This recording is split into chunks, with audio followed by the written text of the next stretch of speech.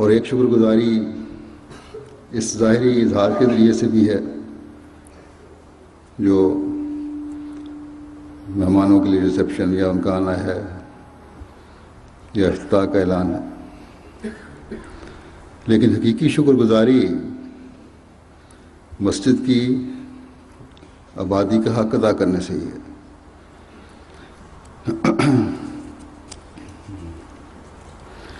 بس یہ اہم بات ہر احمدی کو ہمیشہ اپنے پیش نظر رکھنی چاہیے، اور پھر اللہ تعالیٰ اس ادائیگی حق کو بدلے کے بغیر نہیں چھوڑتا۔ بدلہ بھی اتنا زیادہ ہے کہ اس دنیا میں اس کا تصور اور احاطہ بھی انسان نہیں کر سکتا۔ ایک حدیث میں ایسے لوگوں کے لیے جو مسجد کو آباد رکھنے کے لیے، مسجد کا حق ادا کرنے کے لیے اس میں جاتے ہیں، اس کا ذکر اس طرح آیا ہے۔ حضرت ابو ہریرہ رضی اللہ عنہ بیان کرتے ہیں کہ نبی کریم صلی اللہ علیہ وسلم نے فرمایا، جو مسجد کو صبح شام جاتا ہے اللہ تعالیٰ اس کے لیے جنت میں اپنی مہمان نوازی کا سامان تیار کرتا ہے۔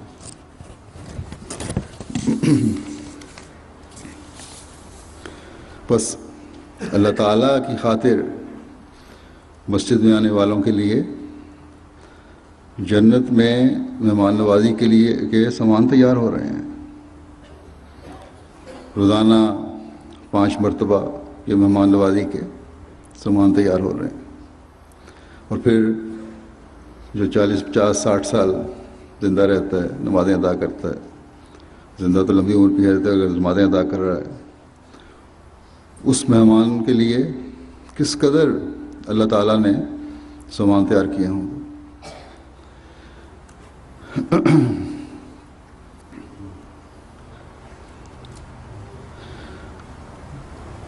یہ تو ایک انسان کے تصور سے بھی باہر ہے۔ دنیا میں ہمارا کوئی پیارا مہمان آئے تو ہم مہمان کے آنے کا پتہ چلتے ہی انتظامات شروع کر دیتے ہیں،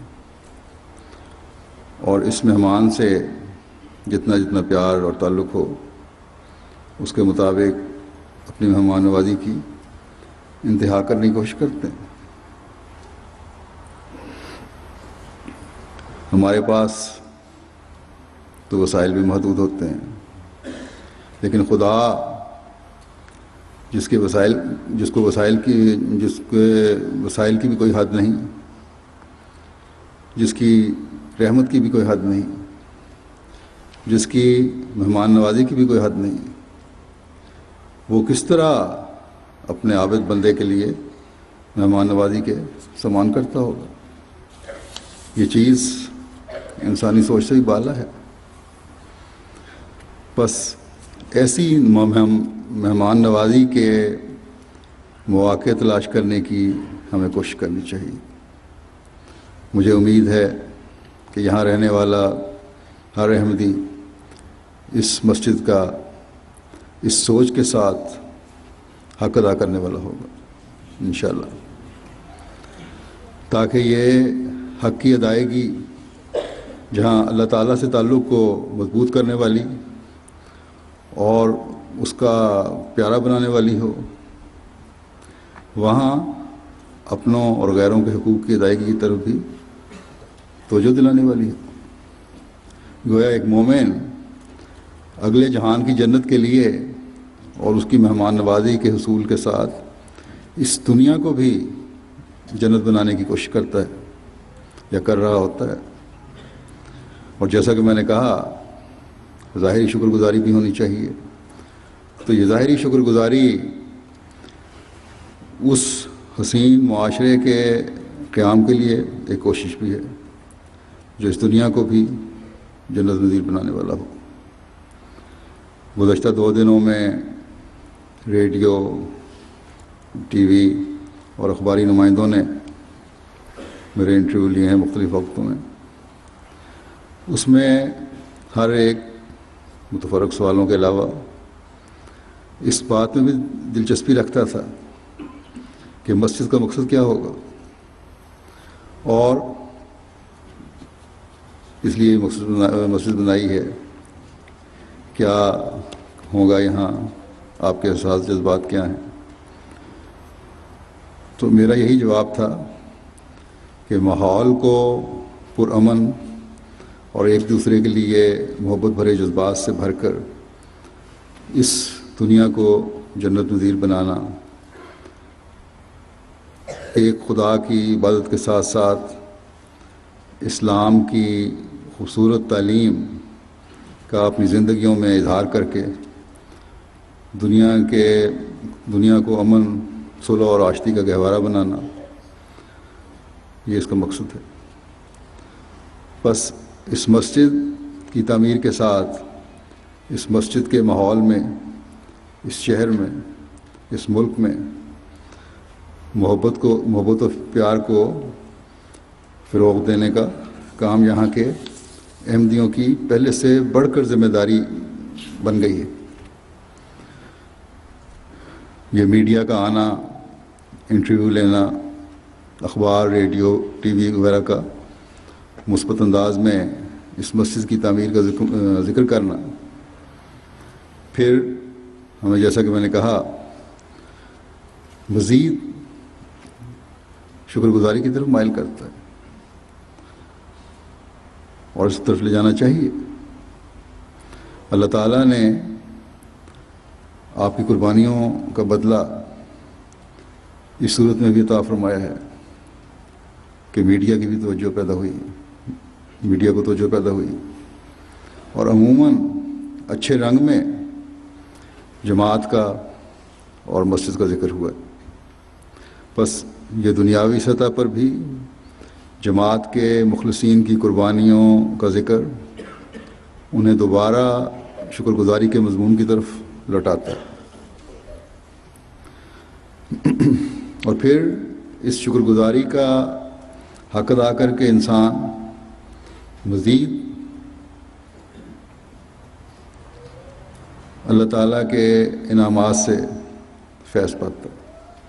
گویا یہ ایک ایسا فیض کا دائرہ ہے جو اپنے دائرے کے اندر ہی نہیں رہتا، بلکہ لہروں کے دائرے کی طرح پھیلتا چلا جاتا ہے۔ پانی میں آپ کنکر پھینکیں، کوئی چیز پھینکیں تو دائرہ بنتا ہے، چھوٹا دائرہ، بڑا دائرہ، بڑا دائرہ، اور پھر پھیلتا چلا جاتا ہے۔ لیکن اس دائرے کی یہ بھی خوبی ہے کہ یہ دائرہ جب انتہا کو پہنچتا ہے تو ختم نہیں ہو جاتا، بلکہ جب انسان کی زندگی تک اگر نیکیاں جاری ہیں تو دائرہ پھیلتا چلا جاتا ہے، اور جب انسان کی زندگی ختم ہوتی ہے تو اگلے جہان میں خدا تعالیٰ اس میں مزید وسعت پیدا کرتا چلا جاتا ہے۔ بس یہ مسجد